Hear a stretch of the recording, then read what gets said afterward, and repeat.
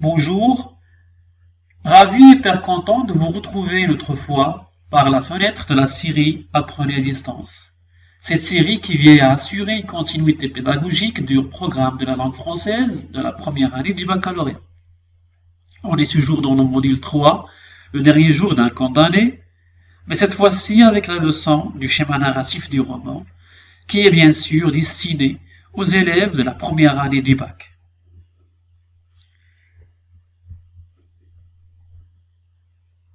Donc, comme vous voyez, j'ai essayé si possible de situer ou bien de schématiser le schéma narratif.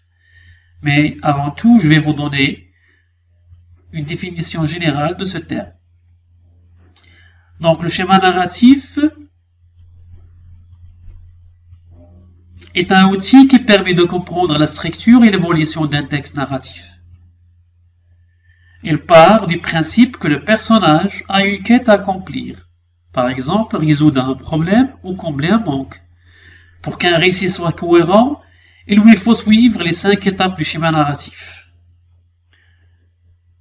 Situation initiale. Il s'agit du début du récit, il permet de mettre en place le décor, de présenter les personnages et d'introduire l'histoire. Cette situation est considérée comme équilibrée et n'a pas de raison de changer. L'élément perturbateur. Il s'agit de l'événement qui perturbe l'équilibre de la situation initiale.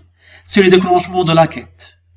Si la situation initiale était positive, il peut s'agir de l'apparition d'un problème, d'un manque, d'une difficulté que le personnage va chercher à résoudre.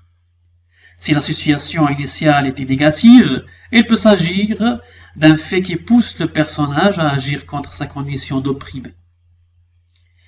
Les péripéties.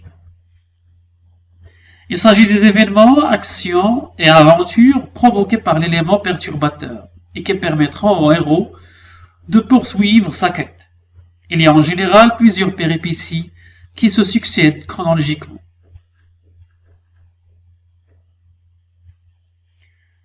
Le dénouement, bien la résolution. Il s'agit de l'ultime événement qui permettra au héros de clore le récit et de rétablir le nouvel équilibre. C'est le moment où le personnage échoue ou réussit sa quête. La situation finale. Il s'agit d'un nouvel équilibre, positif ou négatif. Le héros a soit retrouvé sa situation, soit commencé une nouvelle vie. Il indique comment la quête a changé la vie du personnage, et parfois comment le personnage évoluera dans le futur.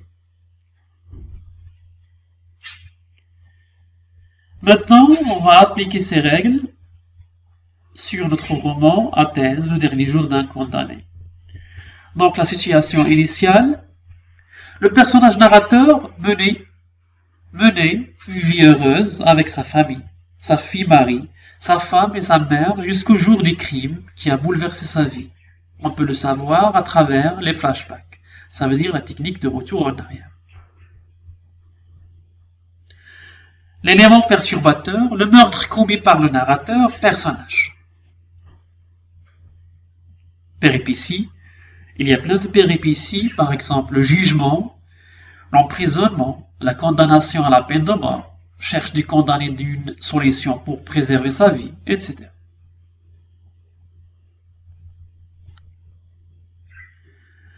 Le dénouement, il n'y a pas de dénouement. Le condamné garde l'espoir jusqu'à quelques moments avant l'exécution. Mais à ce moment-là, les bourreaux préparent l'exécution. C'est une clausule ouverte au lecteur d'imaginer la fin, puisque pour l'auteur, ce qui compte, c'est la dénonciation de l'horrible peine de mort. Situation finale. L'auteur a fait l'ellipse de la situation finale pour amener le lecteur à réfléchir. Donc, au revoir et à la prochaine.